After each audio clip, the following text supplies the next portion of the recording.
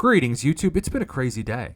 I have been at this training for AI that, as college professors, educators, I'm sure if you're teaching kindergarten through 12th grade and beyond, you've just got to know not what's coming, what's here. From photo alteration to, obviously, programs that can write papers for you in 10 seconds. And at the same time, I have been direct messaging behind the scenes a summoner who has been telling me just some of the craziest details I've ever heard with evidence regarding the situation I briefly covered on my channel last night about how in the brief time period where Iceman's tag was mislabeled or taken off, that he was offered the direct opportunity, unbeknownst to anybody else, and this is the first time in the history of the game that I've seen this, and maybe it was a mistake, right? Maybe the person who was running the chat didn't know what they were saying, but they were offering the summoner a private rank down ticket just for the summoner for their Iceman while they figured out the problem.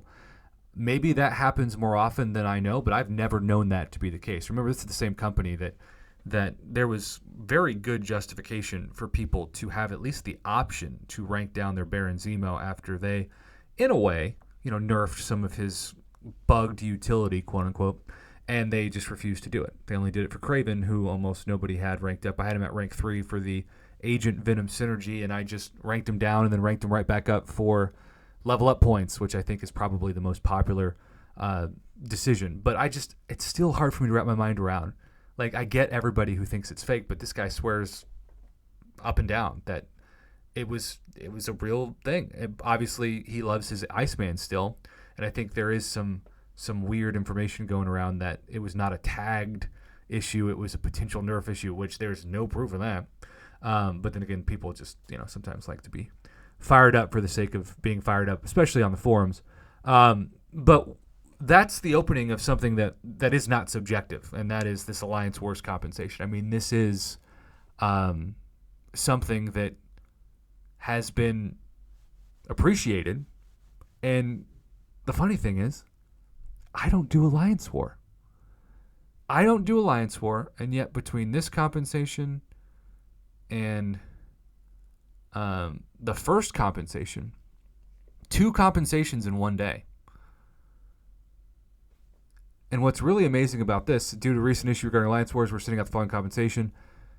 These are not Alliance War specific revives. These are regular level 2 revives that you can use in any game mode outside of Alliance War. And the 300,000 loyalty is really clutch, because for somebody like myself who has 846,000 loyalty at the time of recording this allows me the opportunity to get to over 1 million loyalty, which used to be the target for the 6-star Awakening Gem Crystal, but now I'm probably going to use 500,000 loyalty each to get a bonus half of a Tier 3 Alpha and half of a Tier 6 Basic. Like, that's thanks to the compensation. And I know that's only 30% of 1 million, but when you're closer than that to forming the 1 million, it's pretty cool. So, as always, I'm going to claim this because this compensation I don't care about because I don't do war. And you'll notice that most of these are like going to go into my overflow anyway. But, man, this is clutch. This is real clutch.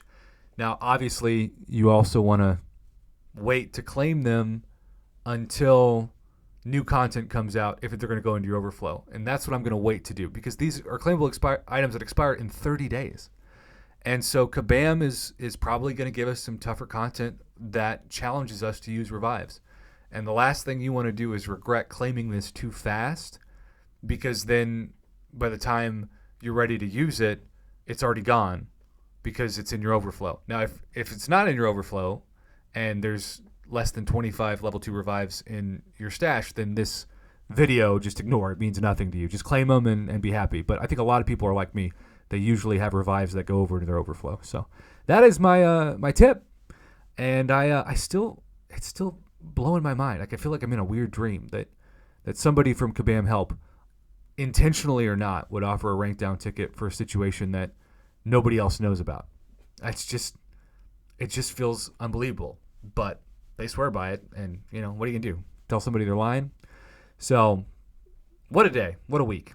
But we know what's not arguable, and that's that this compensation exists. And so, yay. Make sure to hoard those revives because you'll need them with the new hard content coming out relatively soon.